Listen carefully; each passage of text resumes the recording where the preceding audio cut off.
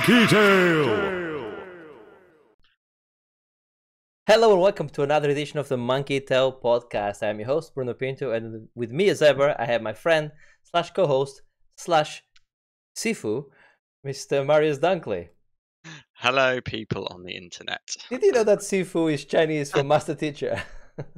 Right, okay. I mean, seeing as you've tried to get out of that, the problem is, while you were rebooting your PC, I've done some Googling. Bruno, Shit. Shit. And that is not what it means. Well, it can be. It means, I guess it does mean teacher, skilled person, basically. Skilled person or teacher. But that depends. It depends because in some places, there's different versions of it. There's like Shifu with a H and there's one without a H, depending on whether it's Mandarin or Cantonese. And it sort of depends on how it's written as well. It's not as straightforward as this is what the word means. It depends, but generally yes, like teacher, master, something along those lines. All right. I want to stay tuned for the Easter egg to see the other version. Hopefully, if it's recorded. We had some slight issues this morning, but the good thing is said issues happen literally at the intro, which is exactly what I want things to go wrong, not halfway through, where it creates a lot more work for us. But yes, let's start the show with an opening question, as we normally do. And Marius, you have an opening question for us today, and that is what's the best hair in video games? Best hair in video games. Are we including fur here as well? Are we saying could it be like Sly Raccoon's fur or I know you're struggling with the question, so I'll allow fur to give you an extra chance. But now that means you have to pick someone with fur. Okay, I'm gonna go with Monkey from Enslaved on Sea to the Earth to the West. I don't remember his hair being particularly great, but it's fine. Okay, you want some floppy hair, don't you? You want hair that flops in the air. Okay, fine. I'm gonna go with Eloy from Horizon Zero Dawn. Yes, that's a good shout. I bamboozled you. You thought I was gonna go with something rubbish, didn't you? No, it reminded me actually. What was that game that wasn't it by the same people? Heavenly Sword. Yeah. No, that Heavenly Sword, I'm sure was by the team that Microsoft bought. They did Ninja Theory. Yeah, they did. Yeah. I seem to remember her having good hair. Yeah, she did have a good hair. Yeah. But I think actually that's a good choice as well. The from Senua's Sacrifice. That's good hair on her as well. Yeah. Paul Phoenix from Tekken, because his hair defies gravity in a way that no other hair in video games does. I'm gonna go with Bayonetta as well, because Bayonetta is the actual answer, isn't it? What I'm doing here, you see, just because he threw this stupid question at me, I'm giving him answers of games that I haven't played, but I know that's the answers he wanted to give. So I was just guessing what answers he was going to give, and I was just trying to steal them from him, but he didn't go for either of them, unfortunately. Yeah. No, Paul Phoenix for me. It's very impressive hair. But doesn't Bayonetta use her hair as a weapon? Yeah, and clothing. Yeah. So there you go. That is the right answer. Bayonetta probably is the right answer. Yeah. There you go. We got on Flush on chat saying, "What PUBG mod is this?" This is actually not PUBG. We're playing Valheim. Yes. Yeah. This is the first bald Viking you're gonna see. I think did they have bald Viking? No, I think they had bald Vikings, but they had a big beard normally. That's you had to have both, right? Let's move away from the opening question over to that looks interesting. I'll start us off. This is a rumor, and we normally don't dwell too much on rumors, but it's a rumor I'm excited about, which is allegedly Nintendo will be coming out with a new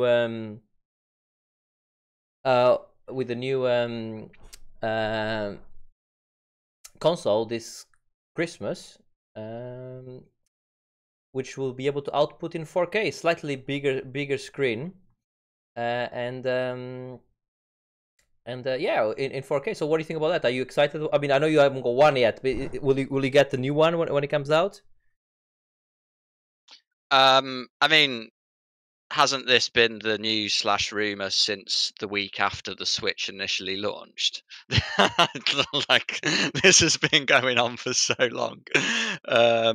And yeah, I mean, I've I'm pretty much constantly on the cusp of buying a Switch. Yeah. um, just never quite been enough to push me over the edge. So yeah, I think a new console would it be again. It would start. It would get me thinking about it again. But that's entirely likely that the way that would get me thinking about it is like, oh, if the other versions go cheaper, then I might get one of the other, get an original that's cheap rather than get the new one. To be honest with you, it depends what it is and how much it is, I guess. Um, and I think also I'd probably rather have a PlayStation 5 than a Switch right now. Well, yeah. Good luck trying to get one. You know. Yeah, I know. I mean, we've already discussed this. I'm not trying to get one. I'll wait until they're readily available.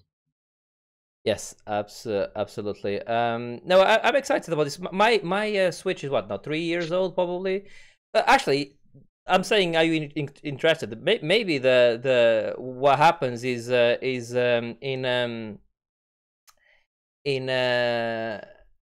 yeah, in Christmas time the thing comes out, I get it, and I sell you mine for a good price. You know, that could be a thing. That could well happen. Yeah.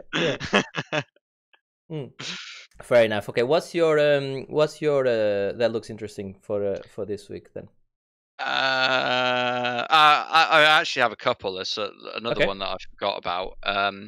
So the first one is Aliens Fire Team has been Okay. announced. Actually looks good. It's a multiplayer game, no less, that I'm actually interested in. Who are you and what have you done with Marius? But I'm only interested because it's got the fucking Aliens license. Let's be honest, that's what's doing. So it's like Horde mode with aliens. Job Yeah, I mean, done. I have to say this horde mode is a mode that I've never liked that much. Actually, I mean, I think I prefer humans on the other side. But when you start adding aliens, and you probably start Yeah. adding the auto turrets and Yeah. and Yep.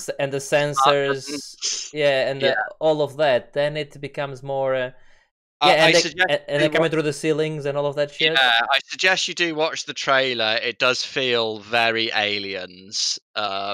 It's just like that scene when they're uh, in the colony and it all kicks off. Yeah, it does look good, but I think there are some question marks because I think initially when Aliens Colonial Marines was first announced, everyone thought that looked good, where let's see what history tells us what happened with that. And also, it's a studio that I don't know of. My understanding is they've made some sort of MMOs before, so I don't think they've got a strong pedigree for shooters. So I think it's like, let's not get too excited about it, but at the Okay. very least, the trailer looks very exciting. Well, Uh, I'll definitely and look at it. Yeah, for I sure. could certainly see myself playing at least my standard one weekend of multiplayer, which is a roaring success for a multiplayer game. Yeah, for me, firefights or horde mode or whatever you want to call it, different games call it different things. The only game that I enjoy it on and it works is Gears of War, and that's because you have a bit of story, a bit of traversal, and then you get to a firefight, and then a bit more story. But so you have that. You don't. It's not just always you're in the arena. Just so that's why I like. That's the only one I quite like it in. I think Halo did an okay firefight as well, similar as well. It was like you would go through the game and then you do a firefight. But like I said, because it's aliens, because you have all the all the good stuff. Then yeah, Sounds interesting. And what's the other bit of news did you say you had? The other bit of news was I wasn't going to mention it, but then you said the word Sifu, and that reminded me. Sony did one of their state of play things. Uh, what wasn't a huge amount in there for me. They showed a bit more of Returnal, the one from Housemarque, who did Resogun, Mm-hmm. which looks quite interesting. But Yeah. there's I know you love them, but there's too many fucking roguelikes around. I'm getting a bit bored of everything being a roguelike. Mm-hmm. More gameplay of that Deathloop, which looks quite interesting. Oh, that looks good. That is a roguelike as well, of course. Yeah. Yeah. Yeah. But for me, which again is another like it seems to have roguelike elements, but it looks cool, is a game called Sifu. Um, and essentially it looks like the raid. It's like the corridor fight from the raid, just charging down this corridor, kung fuing the shit out of everybody as you go. But there seems to be a like a roguelike mechanic where um, when he dies, he seems to then come back, but he's older. So you sort of age each time you die. So I think that idea is quite amusing. I don't know whether that affects his abilities, and he's like, by the time you've died multiple times, you're an old man who can't stand properly, still trying to fight. I'm not sure that that would be quite funny. That would be quite Um, funny. Yeah. but it looked really good. It looked like a 3D Streets of Rage, like a modern take on Streets of Rage, Yeah. rather than being 2D version. Um, so yeah, that's right up my street. Yeah. Um, and then it was at a slightly different event, but they announced some more VR stuff as well. In particular, they've confirmed that they are doing a new headset for PS5. Yes. Um, which I'm pleased that they've announced that because I was got the impression that they weren't that bothered about it. So I think that's really good news that that's going ahead. Um, but they've announced some more stuff for the current PlayStation VR version of Doom 3 in VR, which I quite fancy. I seem to remember really enjoying Doom 3. I know a lot of people not very keen on it because it's quite different from the standard Doom. It was Um, more gory, I thought, from memory. yeah, it was more like a horror game. I think more Mm. tense than the crazy speedy shooting of normal Doom. But I think that would work quite well in VR. And I Expect You to Die too, which for me, the first one was really good. That was a hell of a lot of fun. So I'm looking forward to that. I'm glad to see. It's been a while since there's been much VR talk, particularly on PlayStation. So yes. Okay. And I remember a couple of podcasts ago, maybe more, we discussed that on Game Pass you can now do VR if they're VR compatible games. I haven't tried it myself yet. Have you tried any game so far? No, I haven't yet. No. Because my point, I guess, is that obviously the home consoles for Microsoft don't have VR support, but obviously the PC of course does. And I guess my question was going to be, do you think that now with the new, I mean, I know it's not been announced, been announced, but not the specs. Do you think they'll be able to port or bring some of the better PC VR games over to the PlayStation? Now that with a more powerful machine, maybe. Yeah, I'm thinking so. Namely, Half-Life Alex. Yeah. That's what they want to do. If get that as a launch game for it, that would be fantastic. And I think the um, great thing about it is they've confirmed the new controllers. Yes. Is Uh, I think my understanding, I haven't never really played PSVR that much. Is those one things are not very good for most things, right? yeah, they're ropey at best. I think. Mm-hmm. Uh, yeah, Okay. it's not the way to play. They work for some things, but they're no Vive or Oculus. That's But for sure. credit what credit is due. Both me and you have OG vibes, and obviously many better well, not many. A few better headsets have come out since then, but it's still a very useful and very, good experience, isn't it? Yeah, it's absolutely strong. For me, it was money well spent. Yeah, same.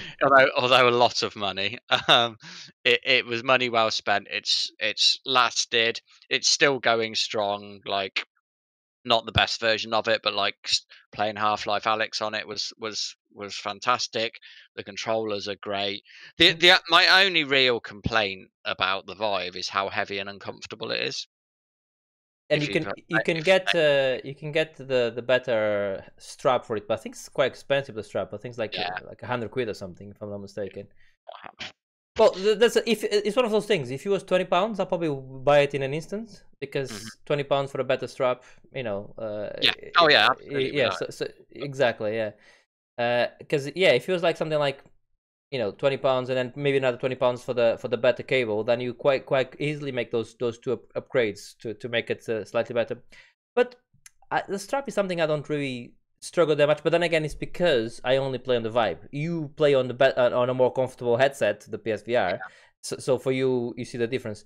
Yeah, it's completely like the PSVR. You almost don't notice it's there. It's so comfortable and so easy to take on and off. Yeah, but no, VR stuff is good. It's always interesting, and it's good to know that they're still working on it. All right, should we move over to the playlist now? What do you think? That seems like a sensible order in which to do things. Well, I'll start it off then with what probably is a surprise for you. Before you saw the list yourself. But let's start with Ring Fit Adventure. Okay. I was happy to see this there. Go on. Right. Okay. So first thing, let's just put it out. Okay. All the trailers, all the imagery for this game, it looks like it's aimed at the female market. Okay. And it is on that, but it can absolutely be used by anyone. Of course you can. Especially someone as fantastically unfit as you. Correct. I got this because I thought, okay, I want to get back in shape, and I want to use video games to help me get back in shape. And I do have Beat Saber as well to try, and another one. There's another Power Beats VR, which is a game I still need to review, and I'll be reviewing maybe on the next podcast when I start getting into this into this rhythm. And I have so far. I've done it. I haven't done it today, but I've done it every morning for a bit. A bit. Well, half an hour sometimes is enough to get me sweating. Yeah. And it's one of those things that I thought it was going to be a bit of a gimmick, and it wasn't going to do much, and I was going to get bored of it.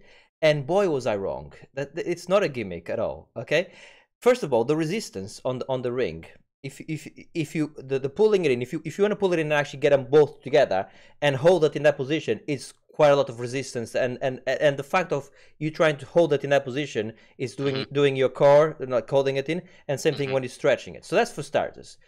But the fact that the game first, asking you to run in place, and you're running in place, yeah, and then you have the ring in front of you because it knows what position it is, and then as you're running, you have rings on one side, then you have to turn to that side, and then either push it or pull it in, or or push it up or push it down to jump. That thing is making you do a lot of movements. But when I was doing that, when I first got the game, and all the calibration, all of that stuff, and then I started doing that, I'm like, well, I can see what they're trying to do with this, but running in place and doing this is not going to do anything for me, right? Then a little monster shows up in my path. You have to fight it, and it goes like turn-based style, like a Japanese RPG. I'm like, okay. And then your attack, you select an exercise for the attack, right? So I was like, squats, sure, okay. So I put squats. My God, they have a lot of energy. After 20 squats, because it's like hold. Go up, and then he attacks the thing. Hold, do the squats, go up again, and then he gets to a part where like fast attacks, and you go like squat, and you're doing that. My legs literally burning, honestly burning. I'm like, bloody hell! And then I finished the squat attack, and he still has like more than half health. I'm like, what is this? And then I'm like, and then that one is on cooldown. So then like pick another one. I'm like, so I picked this thing which is yoga called the share pose or something. I don't know if you heard of it. Yeah. So essentially, it's like a squat again, but it's like you Not straight after squats. That was a bad idea. It was a really stupid idea by me. And you kind of like you're sitting on an imaginary chair, and then you're moving the ring really slowly up and down, and then it's attacking as you're doing this attack. The more experience you gain as you go through the thing, you unlock other. There's like 40 different exercises. Yeah, and there's one of them. You put the ring on the floor and you just sit. You go because you have one on your leg, strapped to your leg, and you sit down and you extend your legs and you literally pulling your legs up and then forward. Anyway, it's fantastic. Honestly, it's really working all the different, and it tells you as you're doing it what muscle is working on, and okay, so. It's not a VR thing, so you cannot really check your posture very well, but it keeps reminding you, do the same posture you see in there. Really gets the heart going, and it gets me sweating actually. And it even has a little heart sensor, so you use the sensor on the Joy-Con. On the Joy-Con, you put your finger there, and it actually reads your heartbeat and everything. Yeah, I'm really impressed by it. It's the running in place I don't like. I don't know if about you, but running in place has never been a fun thing for me. No, it's just like a little warm-up thing for me. Running, but if you're going up steps, you need to do higher, so you have to like higher one. So and if you're in the water, you have to do them higher as well. So the running in place, I'm not too fussed. And in fact, I might even remove that because there's an option where you can just use the Joy-Con just to move forward. I don't like the running in place. It makes my whole house shake, and it's not and it's not really doing anything for me. But the exercises, fighting the little things, yeah, they absolutely do. So yeah, I was really impressed by it, and I'm doing what I'm calling my 30-day challenge, as I'm doing every day. For 30 days, and I'm gonna see if it makes a difference. And based on the first 3 days of usage, I can see definitely that making a difference. Yeah, yeah. It's a very highly recommended by me. It's £65. That's how much it costs. Yeah, which I don't think that's unreasonable. That's not bad, I don't think, for the game if you're including the ring as well. I mean, one thing is the strap. The strap is nothing, but the ring itself has lots of technology, So, I guess my questions around that is how much longevity is there in there when you finish the adventure? How does it deal with it then? How does it keep you engaged with it once you've finished it? Right. So I haven't obviously finished the adventure yet. I'm still very early on. So first of all, there's one thing you can do there with a calendar. So on the calendar, you can set like, I want to do exercise on these days. And what it does is actually, I set up the calendar and I forgot about it. And I was playing a game on my PC. And then I hear a bling, bling, bling, bling, bling, bling. And I'm like, what the hell is happening? And I go and check. It's like, come and do some exercise. I'm like, oh, that's quite cool. So even when the thing is on sleep mode, it reminds you to do exercise. First of all, you gain experience and you can get things for your character, so you can like all that stuff like clothes and stuff like that. People, some people like that type of stuff, right? You unlock more exercises. I think I'm only on 5 exercises so far out of 3 uses. So to get to 40 exercises is probably gonna do quite a lot. So so I don't know what happens when you finish the game, but you can certainly do exercises on it. So then I guess once you get into the rhythm, then you can just come in and do some of your favorite exercises if you want. You can just do the exercise on itself. And then there's other things like there's rhythm games you can do with it for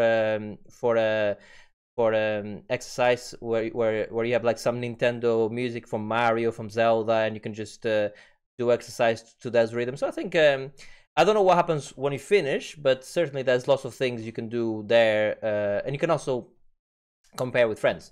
So you can, there's leaderboards against friends, which as you know is also helpful in terms of getting into exercise.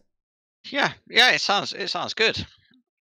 Does sound good. I want to maybe another. I mean, I'm still playing this one, but I almost want to do what they've done with other games where they just bring Ring Fit Adventures 2 and just or something else, and just it's you just have to buy the game, not the actual prefix. My only it's just gonna sound like a really first world problem. I know from having, we know people in the industry, and I know that the cartridge for the Nintendo, I think for anyone really, other than Nintendo of course, but for anyone that tries to publish the game in a physical form, they have like different sizes in terms of memory inside of the game, but the smallest one possible is starts like at £12. That's the cost of the cartridge. That's it. You cannot get it cheaper than that. They could have made the product cheaper by making you download the game. Yeah, I don't need the thing is, I would actually prefer to download it, because if I wanna now I wanna go and play Mario 3D World. Oh, let me go and bloody change the cartridge to the Mario 3D World. I would prefer that to be a download on my, because it's not a big game anyway. I would prefer that to be a download on my digital download. Yeah, that is a first world problem, and I just want to point out the irony of the fact that you're doing this to try and get fitter, and you're moaning about the fact that you have to stand up and change a cartridge. No, it's more about the cost. They could have made the product a tenner cheaper by making a digital code. That's what I'm saying. You know. Yes, but you also made the point that you had to get up and change it. I don't like getting up to change anything. You know, it's not a fitting thing. It's like you sit down, you get your controller, you turn the TV on, you go like, fuck's sake. You know, it's the inconvenience of that. Anyway, this is one of those. I know you don't have a Switch, but if you had a Switch, this would be a recommendation even for you, because I think you would like it, and you can have a different profile. So Kim could come in and do as well on it. Yeah, I think it sounds good, and I think I do. I fully support these games. We had the old balance board on the Wii, which has some issues, but I still think that there's some benefit there to getting people to do fitness through the gamification of it, and I think that's a great way to get people doing some exercise who perhaps wouldn't.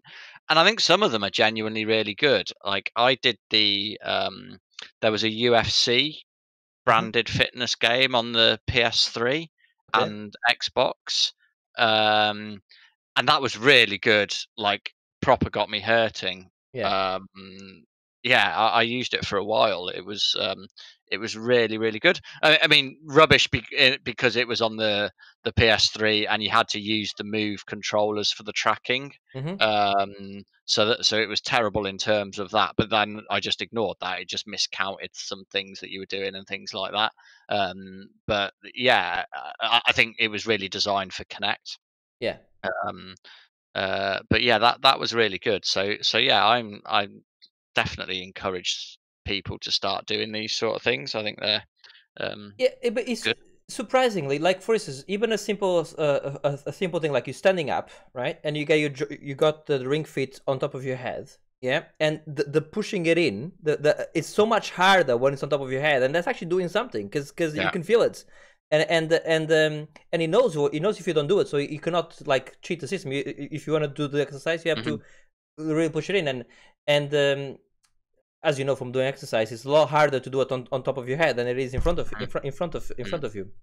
So it really does. Or if you're twisting and then doing it when you're twisting, it really is doing something. You feel it on the muscles for sure. I really like it, and this is going to be an ongoing thing. And I am going to add, like I said, a couple more games into the mix. Admittedly, VR. The reason with VR I've been a bit. In terms of exercise, I've been a bit careful not doing it because I don't know if all the sweating in the face. Because you sweat out of your face and you've got a thing on your face. Yeah. I'm with you.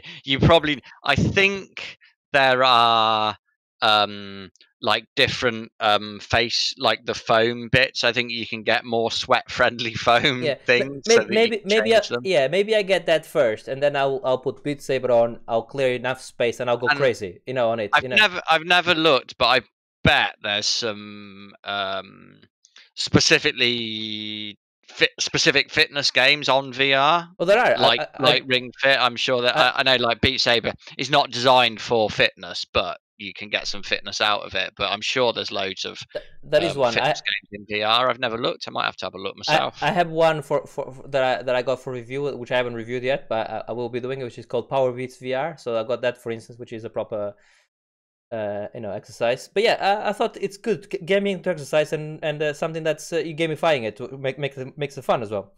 So that's my first game. So I thought that would be interesting. Let's move over to you then. You've been playing more Star Wars Squadrons. Yeah, don't have too much to say. I have finished Star Wars Squadrons. Still has a very strong recommendation from me. If you like Star Wars and you like flyy games, then go ahead. And I do think whilst last time I did say it's sort of designed for VR, I do think that whilst I haven't played it out of VR, I think there's don't let that put you off if you don't have the VR. I still think it would be a fantastic game. I think some of the characters were really good. There's one in particular, one of the rebels, who's quite a character that I enjoyed, and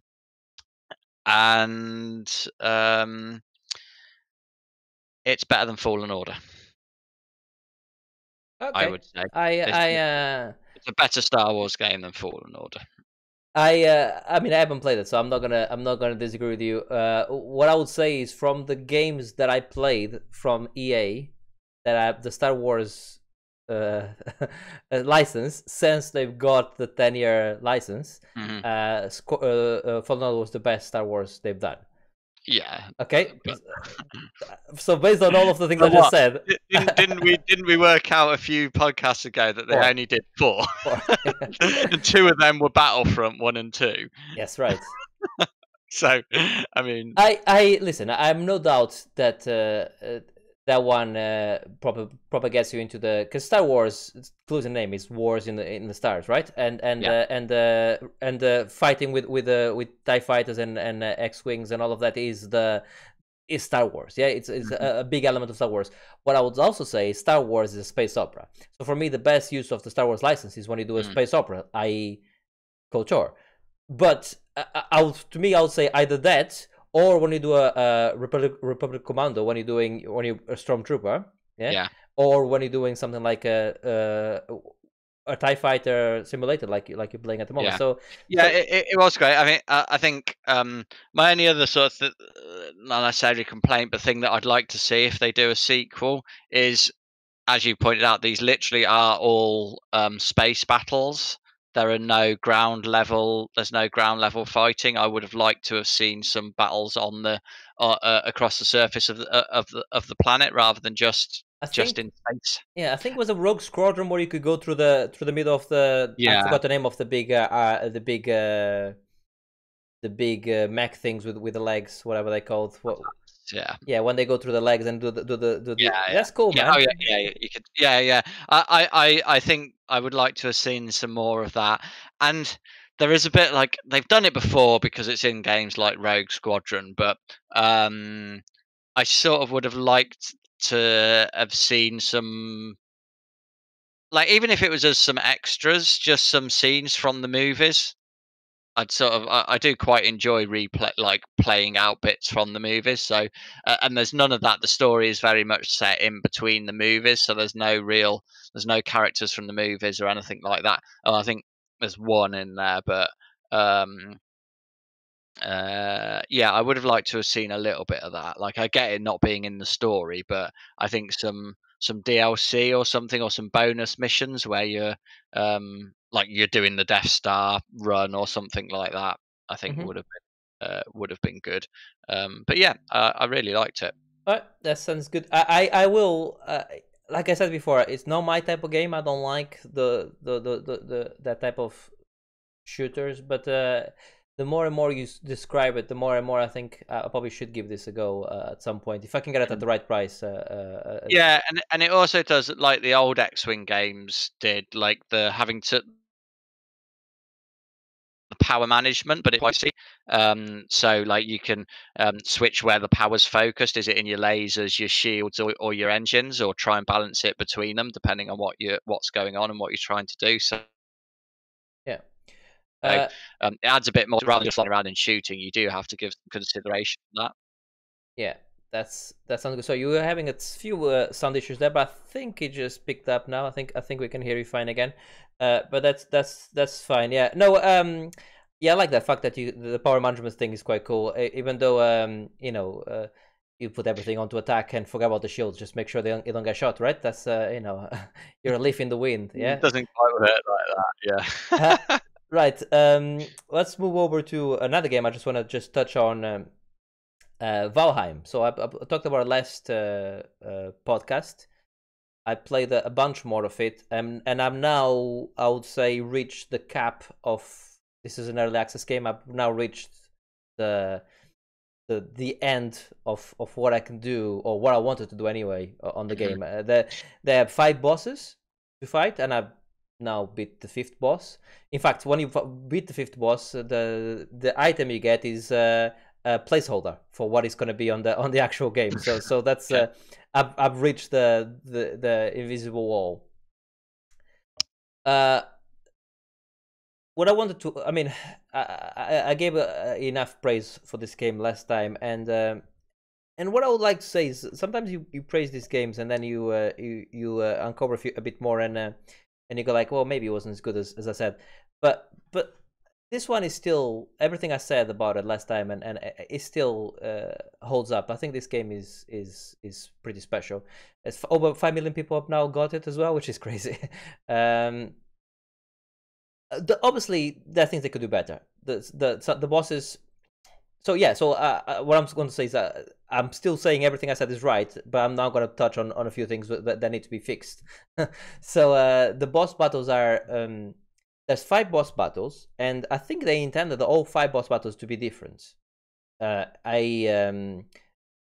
of the third boss, which is in the swamp area, I think is very sustainable to attacks by maces. So they probably wanted you to use maces and poison resistance. The one in the mountain, which is a big dragon, they wanted you to use fire arrows and then use obviously frost resistance stuff, and then when it comes down, maybe you go and attack it with your sword or whatever. So they wanted you to do different things for different bosses depending on the way they attack. I can see what they were trying to do. However, you can just get a shitload of arrows and just kill every single boss, keep them at a distance, and just get them down with arrows. Every boss, all 5 bosses, you keep them at a distance, arrows, they go down. So one way to stop that is make them a lot less sustainable to arrows, you know, from far. You know, do what Dark Souls does. What Dark Souls does with their bosses is they have 3 or 4 different attacks, and they're very different in the way they attack. So they force you to take each boss differently. So I would like to see a bit of variation on the attacks on them, because like I said, you can just arrange all of them. Yeah, I want to see more enemy types, but this is an early access game, so I want to see more enemies. I would like to see, there's 5 biomes, I would like to see more biomes, but I guess that's what they're doing anyway. On their roadmap, they're doing a lot of these things. I think the idea is they want to have 9 bosses by the end of when the game's ready for release. They have 5 at the moment. Yeah, I really like the game. I still think you would like this game. I still think this is a game that you can absolutely solo. You don't have to play online. You can absolutely solo the whole game. I still think this is a game that you would really enjoy yourself as well. So I think you should give it a go at some point. Yeah, that's Valheim. Still highly recommended. And before we move over to the next game, friend of the show and chief lead questioner Martin listened to our last podcast, and he's asked me to correct something that I said. So I'm gonna correct it now. I don't think I need correcting, but so I'm gonna ask for your opinion if I should have corrected it or not. Right? On the last podcast, I said about Monster Hunter World. Yeah, I said I still don't like all the tutorials. I still don't like all the faff, all the dog, the unskippable cutscenes, all of that. But the fighting the bosses is fun. I think that's more or less what I said, or that was the gist of it, right? I've now stopped playing Monster Hunter because I cannot take all the tutorials 7-10 hours into the game. They still give me tutorials. They still giving me uncut cutscenes. So I've now abandoned the game. But my sentiment still says the same. I think the fighting the monsters, is fun on that game, and that's the only thing I enjoy about it. So do I think do I need the retraction here? Because what? I'm confused. What's Martin suggesting? Because I recommended the game. I said it was a recommendation. I still think it's a recommendation. If you can take all the tutorials and all the unskippable cutscenes, the fight part is. But for me, I cannot take any more of the unskippable cutscenes and literally it's 10 minutes of battle and 2 hours of prep. Yeah, I just cannot do that. I think you can still recommend it. I think you were clear. Yeah. So you're allowing it. Yes. So sorry, Martin. I'm actually with Bruno on this one. I mean, I wouldn't buy the game, but it's not for me. For some people, it's very much for, isn't it? Yeah, some people are there for the. Some people are there for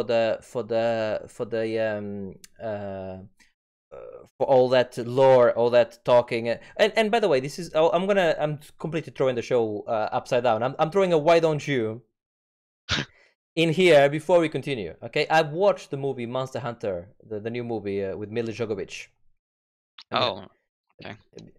And you know, and it's by the same guy. I think it's her husband that did the Resident Evil franchise.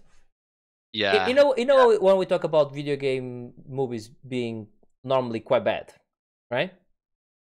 And normally they're quite bad because this is what they do. They either try to make it too much of a movie and there's nothing to do with the game anymore, right? Or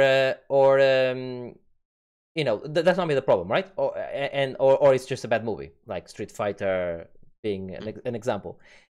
What I'll say about this movie, the Monster Hunter movie, is there's no plot, right? There's absolutely no plot, but I think, zero plot, but I think it's the best video game movie I've ever seen. Wow. And I'll tell you why. It's because I played Monster Hunter and I've watched the movie and they captured the game on this.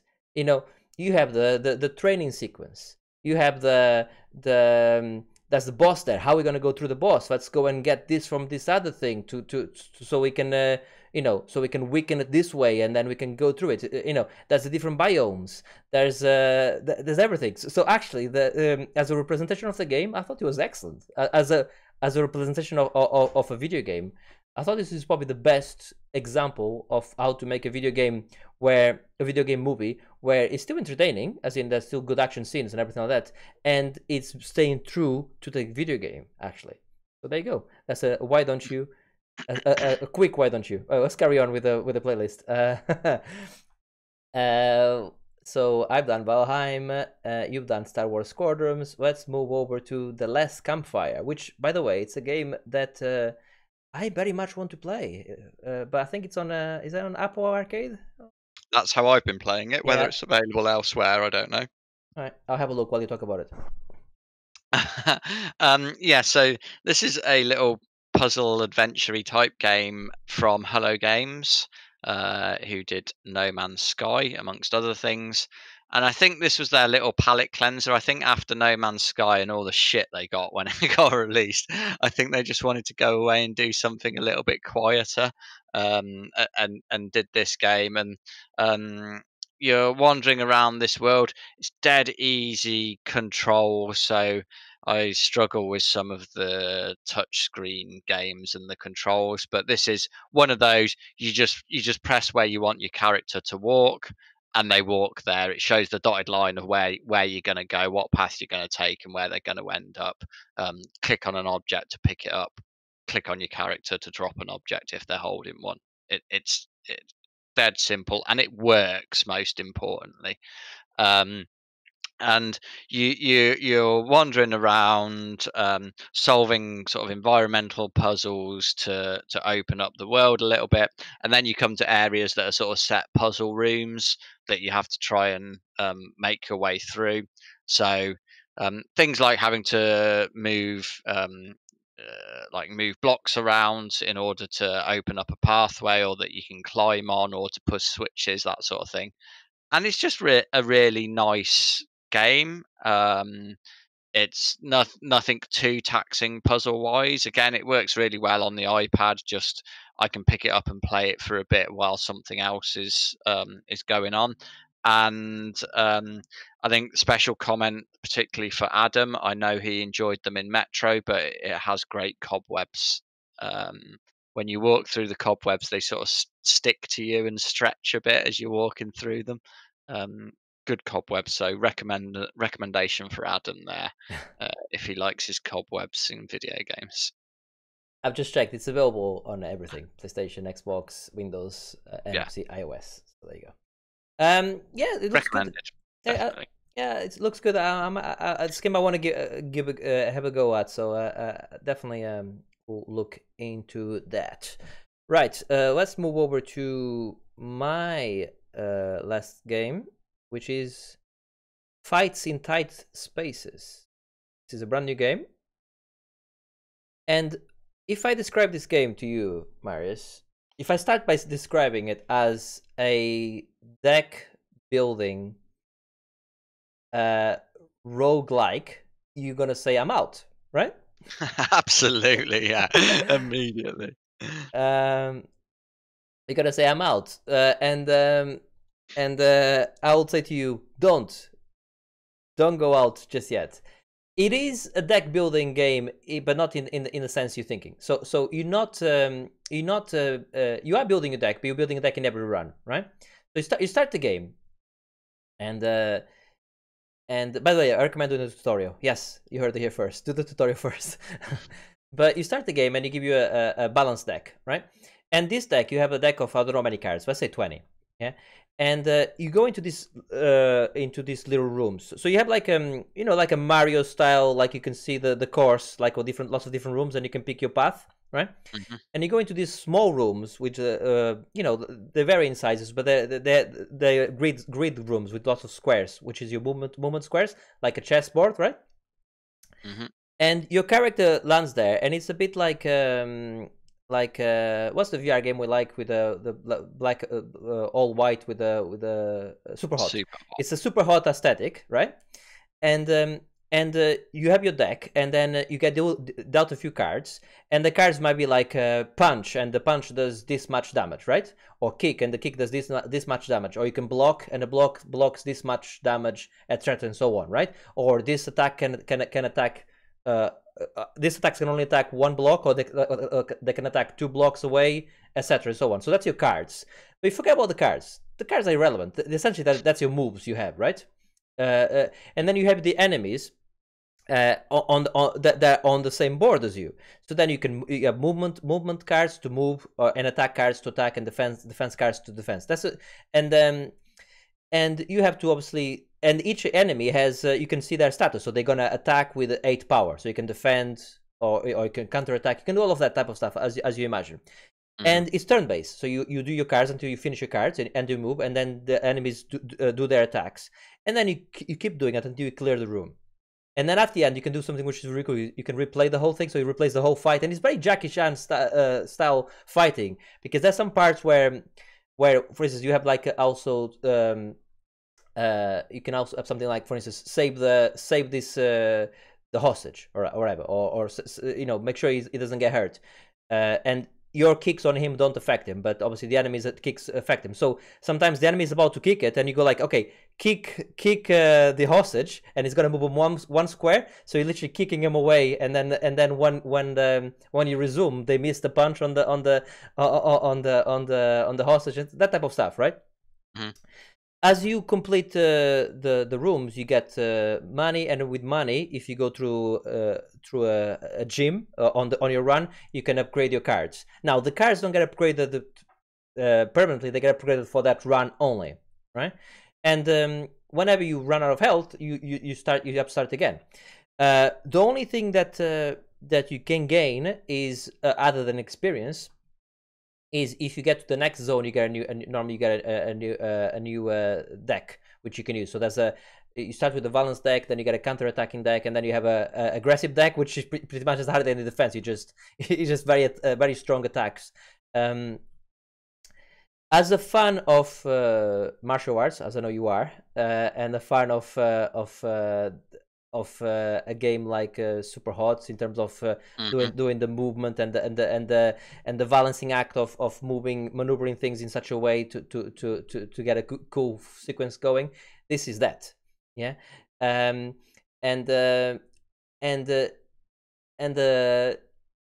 it's one of those games that the more you play, the better you get, for sure. Because I was literally learning more about it, you start learning more about attacks. Not always the best thing. Sometimes getting in position, so maybe backing one so that you can better attack the next time. Which is, I know, is a martial arts thing. Sometimes it's not only about attack; it's about positioning and about. So it does have a lot of that.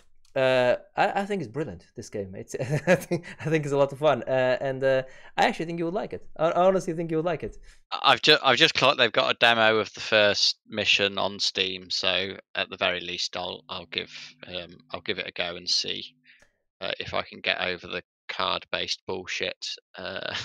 Ignore the card-based. Think of the cards as your attacks, but you don't always have your attacks with you.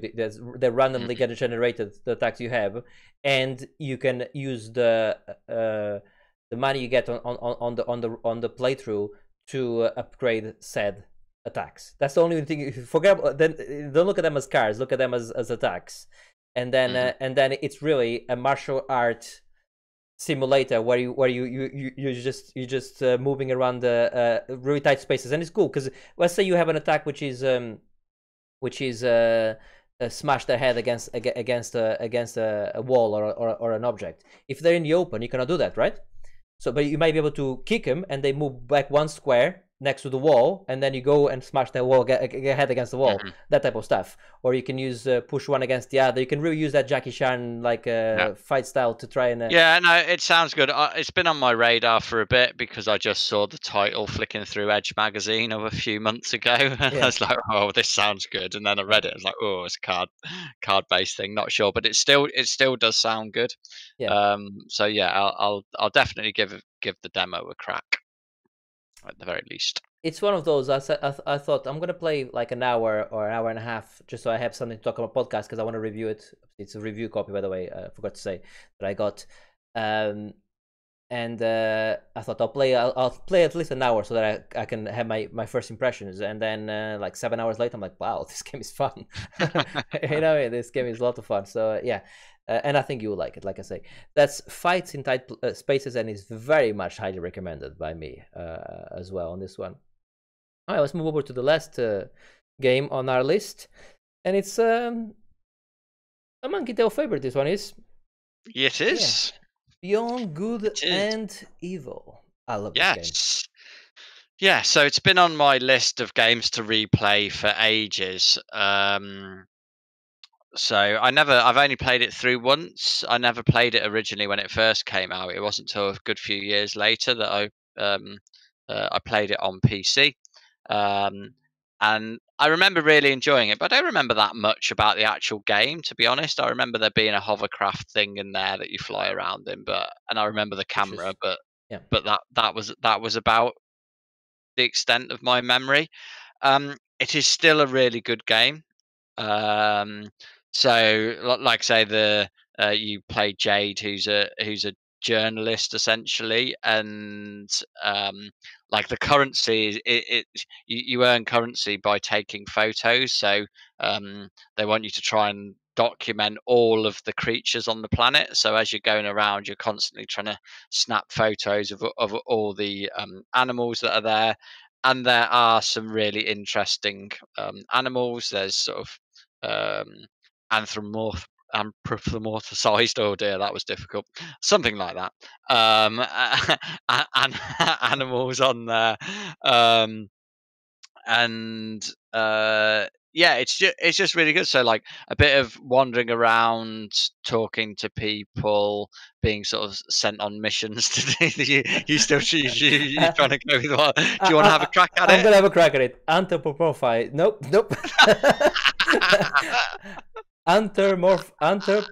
This is the podcast title already, but Anthropomorphise. Fuck it. Nope. I'm out. Human-like animals. Okay. No. Yeah. No. Yeah. Okay. Keep going. And so yeah, you'll wander around different areas.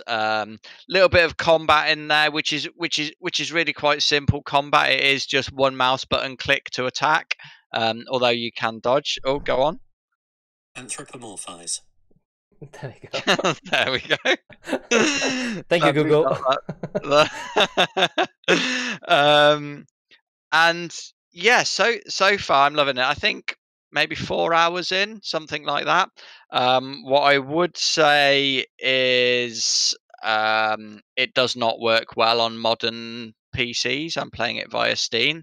My first hour or so, my first session with it, yeah, the frame rate is practically unplayable. I managed it for an hour, and then I had a look, and there's some dude has put a fix together for it, so it's a high res texture pack, which also fixes the frame rate issues. Dead easy to install, so I was like, right, I'll give that a crack. Wow. And yeah, I know exactly. You do it for you to do that, listener. Okay, for Marius to actually go out of his way to get a fix, download it and install it is it just shows how good this game is, because he never does that ever. No, I never do that. I mean, part of it was I looked at the instructions first to see how much of a faff it was. Let's be clear about this. And I was like, well, it sounds dead easy, and it took me less than 5 minutes, and it was worth it. Look, I was at the point I was almost considering to try and power on, even with the terrible frame rate, but I don't think I could have done that. So if you're going to play it, definitely get that pack, and he's like right at the top on the page for the game. Like it clearly everybody playing it does that. I think I've installed that same patch you're talking about. I think I was still having some issues, but that's because my my monitor is 120 frames. I think that was more like for 60. Maybe I need to have a look at it. Maybe I need to force it to stay at 60 and then play it. It's worth it if you can find a way to play it. Cause so far, I'm loving this game. I mean, look, it's one of those. It's a game of its time. 2003, it came out, so there are some control/camera issues there. So you have to bear that in mind. But there are some good things. Like I like it's an auto jump. If you run towards a ledge or a gap, you just jump over it, which I actually quite like. You do have to hold down spacebar to run though, which, as we know from last podcast, why don't you use a controller? Because I don't think it's set up well for controller. I haven't bothered. I'm hearing there's a lot of faff with controller, so I'd rather just use the keyboard. Fine. But even so, you'd still have to hold down a button to run. Yeah, that's not good. I own the game on Uplay, on Ubisoft's own store. My understanding, actually, one of the easiest ways to play this game with the controller and no faff at all is just to emulate it on the GameCube, which is where the game came out anyway. Because my understanding is that the PC port doesn't really add anything to the GameCube version. So maybe that's the way to play it. Just get the GameCube version and just off you go. You know. I'm not doing that. No, you. I'm saying for me, maybe that's the way to do it. Just get the GameCube version. It's I think again that another issue that I found again with it being an old game, you have to go to a particular place to save. There are various save points dotted around, and I discovered when if you alt tab, it doesn't work. When you go back to the game, I can still hear all the sound effects and things are still happening, but I can't see anything on the screen. So I lost a significant chunk of gameplay yesterday because I alt tabbed. So there's things like that you have to be careful with. So I sort of found on one bit I was playing is a bit unclear on where to go next and what I was actually supposed to be doing. But I think part of that because I was distracted when someone was giving me some story Yeah. blurb. Can I do 2 shout outs, please? Yeah. Hmm. First shout out goes to every person on the internet that works on these patches and puts them out for free for other people to Yeah, enjoy. That's a fair play. shout out for them. And the other shout out is for CD Projekt Red and GOG, because GOG are great at doing these things. Whenever they get a game, they just fix all of these things we're talking about now. They get all of those things sorted and they put it there on their website at a really reasonable price. Play the game and it will just work on your new hardware. Yeah. So good shout for them as well.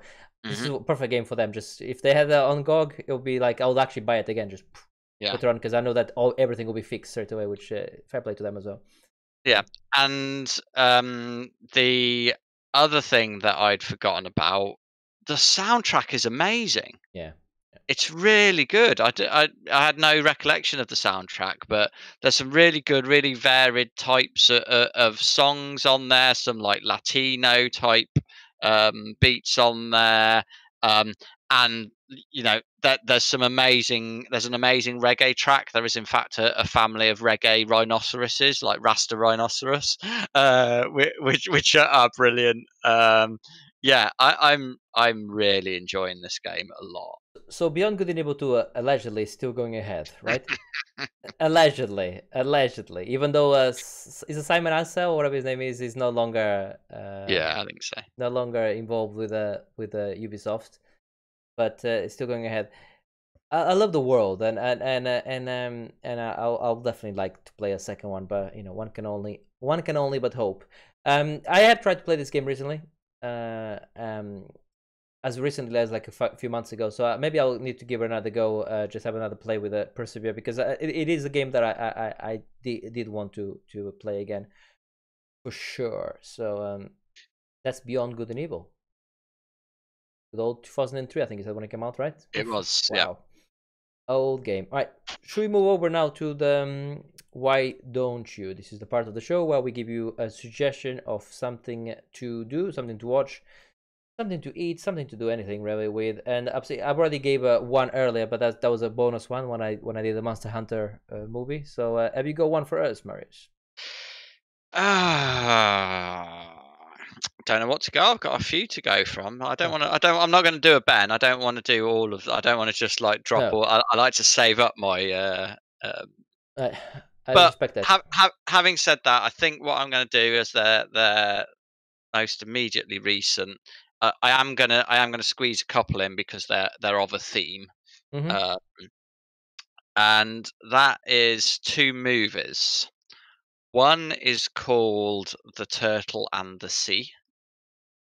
It's available on Amazon Prime. It is it's sort of a kung fu movie, but it's not really a kung fu movie. It's not really about the fighting, and there's not actually that much fighting in it. It's more of like a love story, I guess, between um, uh, a woman from London who's a singer, an aspiring singer, and a kung fu teacher from China. Um, and it's the sort of story of them, how they meet. He um, sort of coming over to England to try and raise some money because his mum is ill and needs lots of money for a hospital treatment. And yeah, it's really the story of them, and they come across and try and set up this kung fu school, and it's in a right dodgy area in Birmingham, and there's loads of dodgy characters around, and really really good, like obviously like really cheaply made independent movie, but it's really got a lot of heart in there. I actually quite like when movies are shot in England and they're shot elsewhere other than London. I Yes. like when they go and go to other areas like Birmingham and Yeah. even Manchester or something like that, or Liverpool, when they actually go. Yeah, everything's London, isn't it? Yeah, I agree. yeah, Having somewhere different is good. Mhm. Um, and like um the kung fu master there is a genuine. He was raised at Shaolin, or not raised, but like he was trained at Shaolin Temple. And so like he knows what he's doing. He's genuinely got some skills. So the little bit of fighting that is in there, I really like because it's really good. Yeah. Like that, there's some really good stuff in there. Um, yeah, so fully recommend that. I think it's good. Again, called The Turtle and the Sea, Third one to see. Sorry, your language just went a bit there, on but Amazon Prime, and yeah, then yeah, The Turtle and the Sea yeah. Good. And on what's your Amazon other one Prime. then you had? The other one is called The Art of Self-Defense, which is available on Netflix, and this stars. I'm going to say his name is Jesse Eisenberg. Okay. Is it the guy from the Social Network Yes, and he is. Zombieland? Zombieland, Yeah, yes, yeah. that's the one. That is the name. Yeah. And he's this sort of accountant, very much lacking in self-confidence. He gets the shit beaten out of him when he gets mugged one night, and he goes to join this karate class, and Karate. I think it's if you like, and yeah, he he gets drawn into this world. It's a weird karate class. It's a weird karate instructor. It's very much like, it's funny, like in a weird. It's really funny. It's quite unique. There's no movie quite like it. I guess in some places it's got tinges of Fight Club. That's probably the closest thing that I can relate it to. But it's not quite there. So it's really dark, but there's also these quite comedic elements to it. Again, it's not really anything to do with fighting or karate. That's not really what it's about. Um, but yeah, really good. Just completely out of the blue type movie for me. It's like I had heard its name before. I can't remember. I think another podcast or something might have mentioned it before, but just saw it pop up on Netflix last night and thought I'd give it a go. And yeah, I really recommend that. I think it's a great movie. It got me proper laughing several times, but then there's also sudden moments of oh shit, and it's a little bit weird as well, which I like. Right. Okay. No, that sounds awesome. Actually, both of them sound good, but that one specifically sounds great. So Yeah, that is the better one of the two, I would say. so I'm definitely interested in that. So I'm gonna give one, maybe two. I'm gonna give you my answer, and then the other one you're gonna see it's not really well, it is a why don't you, but you see what I mean in a second. But my actual why don't you is an Amazon Prime movie, which I think is a Netflix movie elsewhere for some reason, but it's an Amazon Prime original here in the UK. It's I Care a Lot. You've probably seen it on the top of Amazon Prime as one of the options.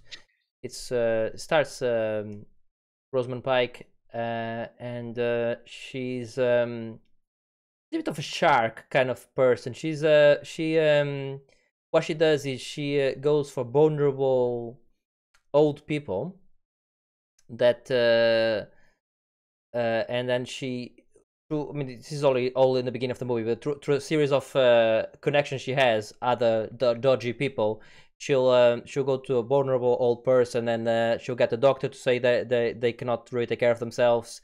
Then she gets the court to pass custody to her firm, and then she takes control of their finances, puts them into a old person's home where she also controls there, so they cannot do anything. They lose contact with the family and everything. She's just a bit of a shark, and then in the process of doing that, she gets the wrong person from a gangster, connected to a gangster family. But it's a comedy, by the way. It's a comedy drama thing, and the gangster is Peter Dinklage, which is brilliant. Is brilliant in this. It's one of those. Don't listen to more about what I'm saying. Don't see anything about it. Just go and watch it because it's on Amazon Prime and it's really good. It's the acting is really good. It's like one of those dark comedy things. It's really funny in parts, really funny, and Rosamund Pike specifically, she's amazing in this. Honestly, she's. I always get confused. Is that the one that's in the Bourne movies? No, Rosamund Pike. Have you seen what is she in that you would have known? You're gonna have to Google it because I'm drawing a blank on. She's one of those characters. When I watch it with my girlfriend with Emilia, she'll watch it in one movie and she won't recognize her in a different movie. She's like, oh, is that the same person? She's different on every movie. She's one of those. Yeah, she's one of those that I always get confused with who she actually is, because she's quite good at blending into the character. Yeah. She's really good in this anyway. She's good in everything she does, but she's especially good in this. In fact, I think she won the Golden Globe for her performance just recently, even though we all know award shows that shit. Anyway, so that's really good. My other one before we finish is watch, sometimes we go and watch an 80s movie because they're great. Yeah, you know what? 90s movies are great as well. So I've recently watched Conair again. And Conair is equal parts terrible and equal parts great. Do you know what I mean? Yes. I mean, there's literally I think that applies to every Nicolas Cage film that's ever been made. I disagree. I think Leaving Las Vegas is a masterpiece and he's amazing in it. But yes, most of his other movies correct. Yes. There's literally a part where he says to the other guy, put the bunny in the box. I quote, that is the line on the movie, put the bunny in the box.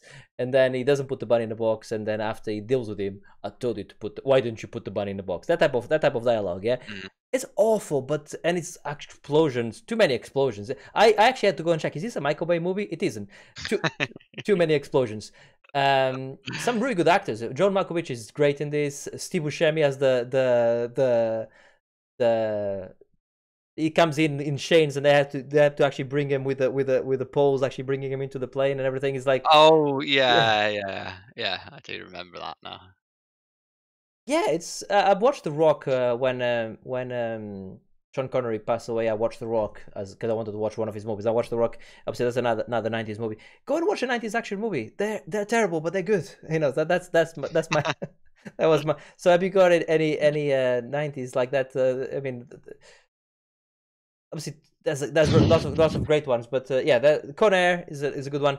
Obviously, True Lies is that's True Lies is great. Yeah. So that type of movie. Go and watch one like that. That's my why don't you? I think Under Siege. That's got to be. Is that 90s? Yes, Under Siege sounds like it's 90s. Sounds like 90s. Yes. Yes, but those Point Break. Point Break. I just, when I was looking for double checking, I had the right name for I Care a Lot, which is on Amazon Prime. I checked, and they have Point Break there now on Amazon Prime. I'm like, I'm watching that tonight. I really like Point Break. Also, have you noticed that the Fast and the Furious is basically Point Break with cars? Have you ever noticed that? I can't say that I have. I've only seen Fast and Furious. FBI agent infiltrates, becomes a good, and then lets the guy get away at the end. Yeah, I mean, every film is another film, isn't it? But Point Break is Fast and Furious. Passenger 57. Yeah, I like that. Yes. There's loads of good ones. I mean, I'm sure Demolition Man is from the 90s as well. I'm sure it is. Yeah, definitely. It's not coming up on the Google for those, but yeah. I mean, I could just list loads of movies now, but Total Recall, is that a 90s movie? Total Recall. Total Recall is on there. Absolutely. Yeah, go and watch a 90s action movie because they don't make them like that anymore. There's a few Van Damme films in the 90s as well. Yeah, I'm sure Die Hard, some of the Die Hards will be the 90s, if not all of them. Yeah. The Die Hard with the Vengeance, I think, was probably 90s. I think the first couple probably still 80s. In the 80s, weren't they? Fine. Face Off, another Nicolas Cage classic. Yeah, Face Off. I was trying to think what is the best Nick Cage movie other than Living Las Vegas, because that's the correct answer. And I thought it was Conair. I've seen Conair now. It's not Conair. Maybe it is Face Off. It's definitely not Gone in 60 Seconds, which I've also seen recently. It's not that either. It might be Face Off, actually. Yeah. It is.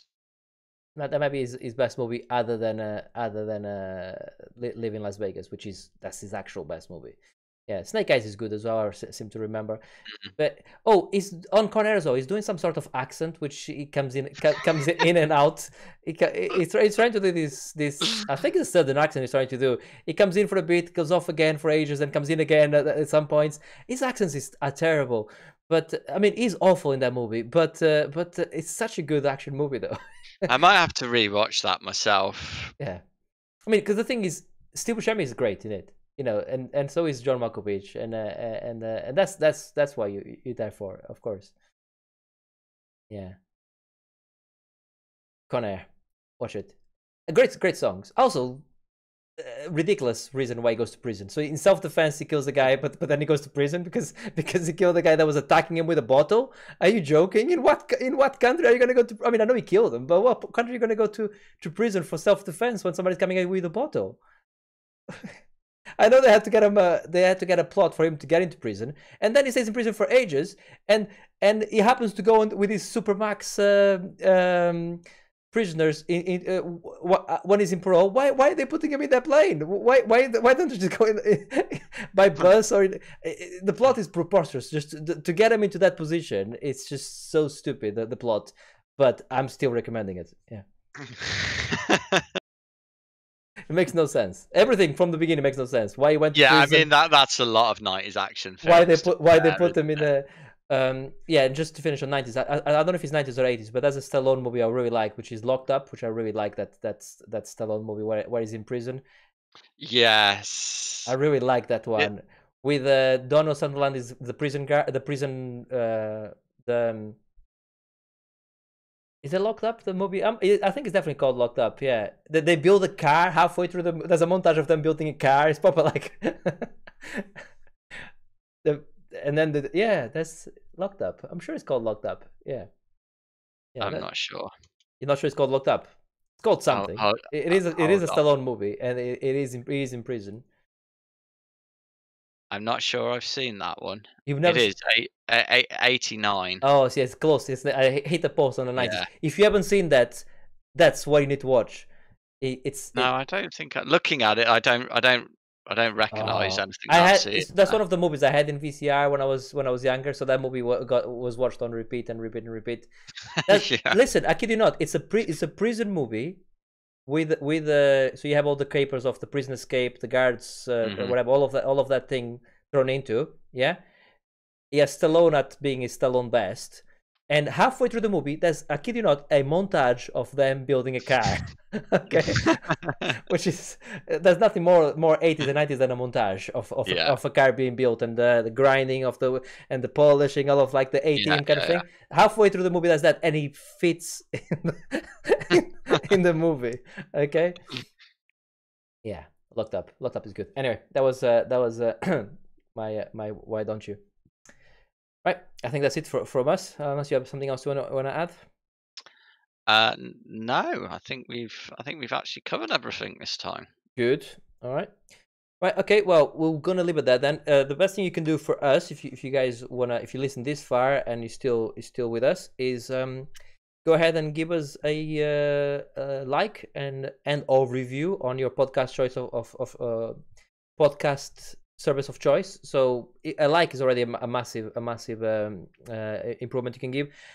You can also tell a friend about us, and if you want to watch us live, we tend to record this live on Twitch, so you can definitely go to Twitch and give us a follow. It's at MonkeyTale UK. Twitter as well with our same name. And if you want to give us an opening question or tell us anything, you can email us at podcast@monkeytail.co.uk. So that's just my little spiel at the end there of give us a follow, give us a like, give us a recommendation. And on that, I'm going to leave it at that. I think I've been Bruno Pinto. I've been thinking about the 90s. The 90s, yeah, they were good. They were a good era, the 90s, right? They were good, yes, for many reasons. Yes. Jurassic Park also came out in the 90s, by the way. Doesn't quite fit on the action movie, but that's probably the best 90s movie. it's quite hard to pick a better movie than that in the 90s. It is. Yeah, Pulp Fiction is great as well, and there's a few other Reservoir Dogs, a few other good movies, but quite hard to beat Jurassic Park as probably the best 90s movie actually. But that's a question for that's a whole nother podcast. That's another podcast. Yeah. Maybe that we start the next podcast with what's the best 90s video game and movie. You know, that's the way we can squeeze it in. Just shoehorn it in that way. Yeah, that's the only way you can squeeze it in. Yeah. All right. Okay, we'll leave it at that then. Thanks for joining us, guys, and we'll catch you on the next one. Okay. Bye bye. Bye bye.